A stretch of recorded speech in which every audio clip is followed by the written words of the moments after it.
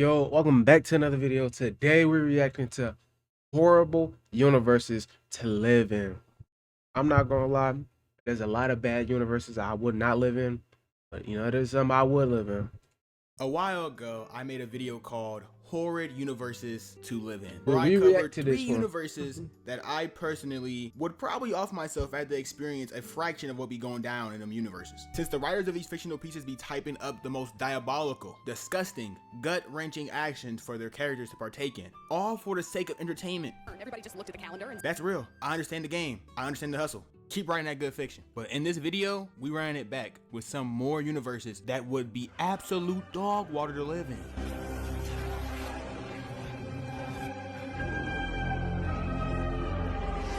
When I initially thought about these universes, I came up with 7 options, but one that wasn't on the list, but it's definitely the most uniquely hold universe to live in. Unique because there's literally nothing else like it.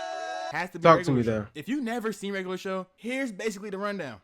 These two guys right here, yeah, you see them. Those two will be doing something, well, regular, and then they either get a bright idea or someone tells them to do a task, and as they do it, stuff They destroy the whole universe just like that. Just like that. The whole universe gone. escalates quickly. I truly don't even know how to explain this for real, bro. I just have to give examples. Like in the episode Sugar Rush, when these niggas was told by Benson to pick up donuts for their meeting, and Pops ate one, so he ended up hyper as hell, and they ended up eating some too. And all 3 of them, plus Skips, was out there breaking the Speed Force on some Barry Allen type stuff. That's a light example, but you know how I get here, bro. We never start heavy. Trust me, there's worse. Like the whole Death Kwon Do episode, when Rigby was so tired of losing to Mordecai that he learned a fighting technique that was so dangerous. He was dead for real, flipping niggas in the park, asking where Mordecai was, bro. have you seen him? How about you? This universe is insane. And I came up with the revelation that a good portion of the time, they're not even doing anything extraordinarily awful. They'll just be slacking off. I mean, they're not doing what they're supposed to, which is bad. Big no. But like, it's not horrible. But then they'll accidentally summon some crazy monster or demon or whatever the heck, and that thing will end up destroying everything around them. Like bro, in one episode, instead of setting up the chairs, they found old school arcade games in the shed and started playing them. But they found one game that said, do not connect the red and blue wires. All that is holy, don't connect the red wire to the blue wire? And then they gonna connect it. I don't think we should do this. And Rigby still did it, and it summoned this As guy always, who went on Rigby. to destroy the park until of Always course, Skip Rigby. stepped in to help stop it. But like, dude, I know it's his fault, but can we even blame Rigby here? Why is this nigga jumping out the game and destroying the world? That's too unexpected, dude. Nobody could have guessed this. Mordecai trying to return his ex's sweater, and on the ride there, the sweater got possessed. Like, stuff just be happening against their will. They don't even be meaning to summon these evils. The real question is, do the random background characters get into these same shenanigans off screen? If so, this universe is hold. Imagine your world being at risk of being blown up, and the only way to stop it is for an alien party horse with extreme ADHD to pass a US history test. Why is there a horse taking a test? Look, Benson, I know we normally don't have very good excuses for why we don't do stuff, but we definitely have a good one this time. That horse right there fell out of the sky and has to pass a US history test or the whole Earth is gonna explode. What? Yeah, Benson, I wouldn't believe that BS either. Is this nigga serious? They over here destroying the planet all because they didn't want to be sellouts and sign a trash toy contract. Lord have mercy. To be fair though, those toys were terrible. Can't do nothing about that. But yes, Regular Show is very horrid. Muscle man, usually so obscene, but now you're following your dream. Just don't become a drama queen. Modeling, we are modeling. Next up though is of course Attack on Titan. Yeah, I would never. Regular show is debatable. There's a lot of ifs, ands, and buts. This is a hell no 100%. I would never live in the Attack on Titan verse. Attack on Titan is short and it's far from sweet, but the explanation is very short. Nigga, it's easily the most unfair universe out of all the ones we would have covered Absolutely. between this video and the first video. Every other universe has some workaround. You know you can dodge the dangers of the MCU if you simply don't live in a major city. So if you're not in New York, 80% of the time, you're safe. Or you can dodge regular show shenanigans by being a boring nigga. Have you seen him? For the most part, with Attack on Titan, how are you supposed to dodge this big ass dude right here, bro? It's the colossal nigga! Oh, shit! Shoot! Shoot! Ain't do nothing. You just out there tickling them.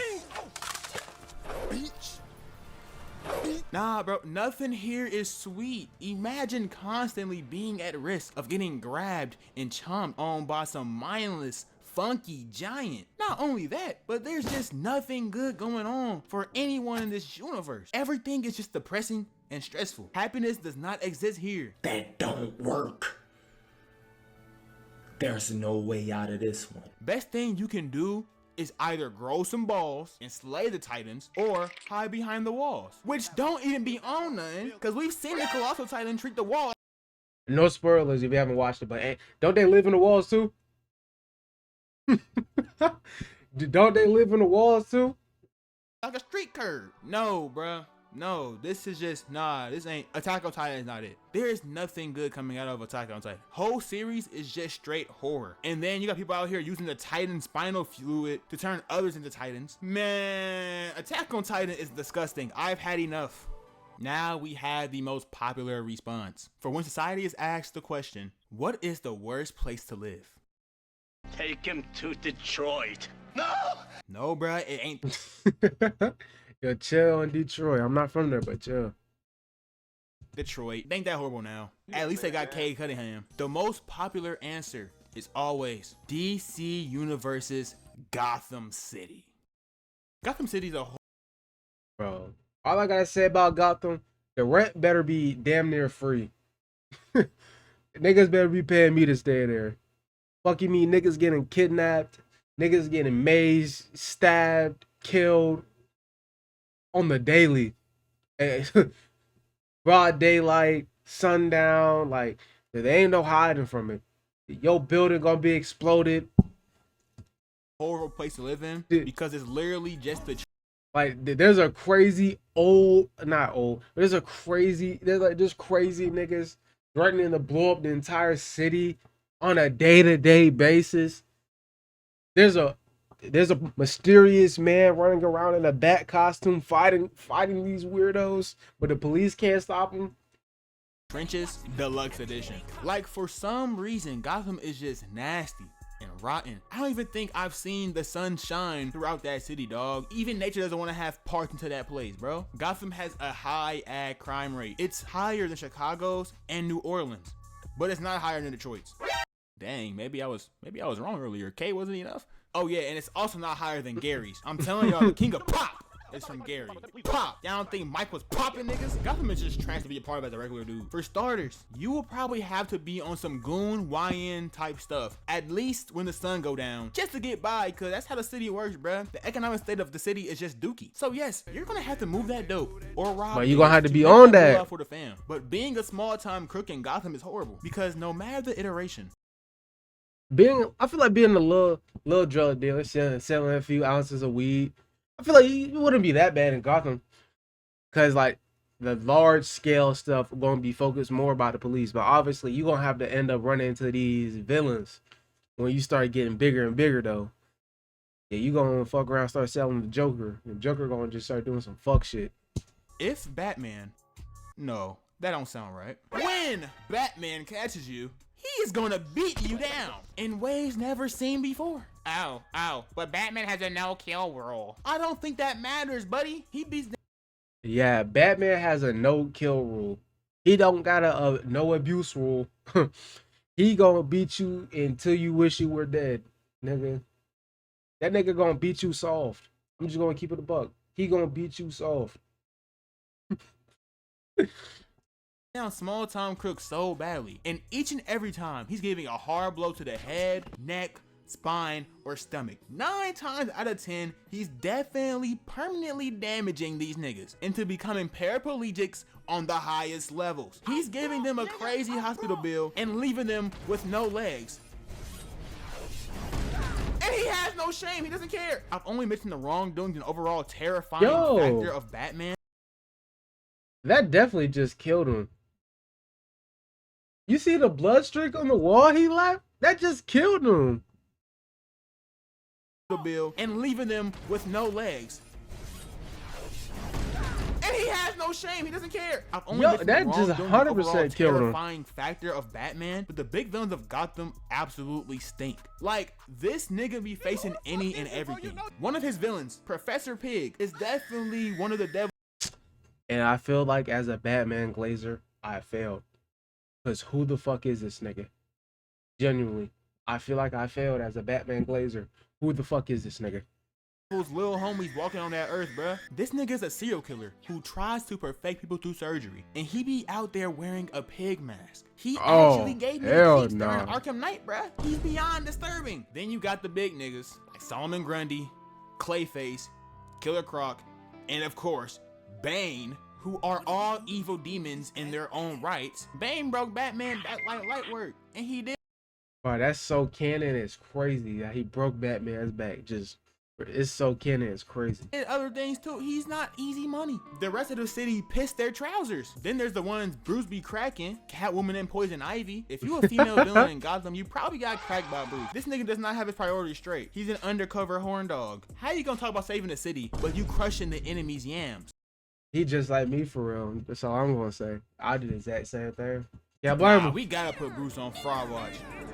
Or clap it up, I really don't know. The saddest group of villains he has are the ones that actually have motives, like Man-Bat. All bro wanted was to fix his hearing, but he ended up transforming himself into, well, a Man-Bat. And Mr. Freeze always haunts me because he's just trying to save his wife. He's the biggest example of doing what he needs to do. Justice for Freeze and his wife, man. You got Penguin, Two-Face. In my eyes, for Batman, these guys are light work. Compared to almost everyone else he faces, they do damage, but other ones are scary. Like Scarecrow. Fear Toxin is evil LSD, but two niggas who be doing the utmost is Riddler. Riddler will have this nigga solving riddles around the city, and by the time it's clicking for Batman, it'd be too late. Whatever he wanted to do, which usually has citizens at risk.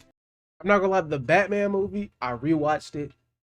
I liked how they did the Riddler. They did it more in the horror aspect. Like, we don't know what he's gonna do and how we're gonna stop. I really love that part and love that factor.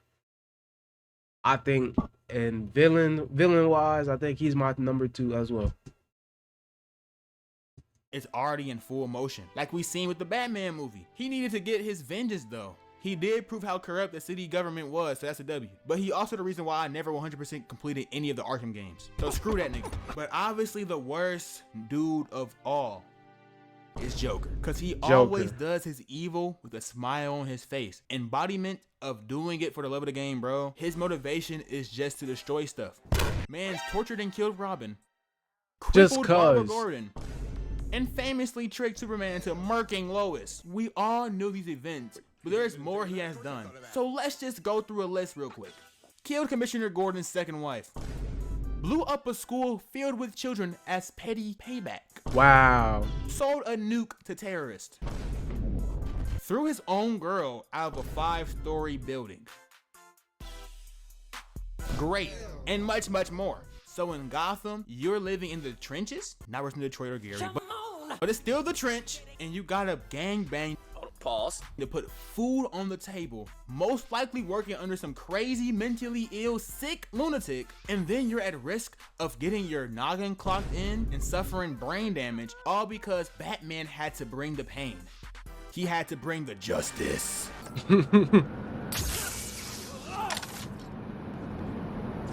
Yeah, Gotham is diabolical. There's so many other versions that are horrible, so I might make a part 3, but these are it. I'm not keeping it a buck. I feel like the regular show verse is not that bad.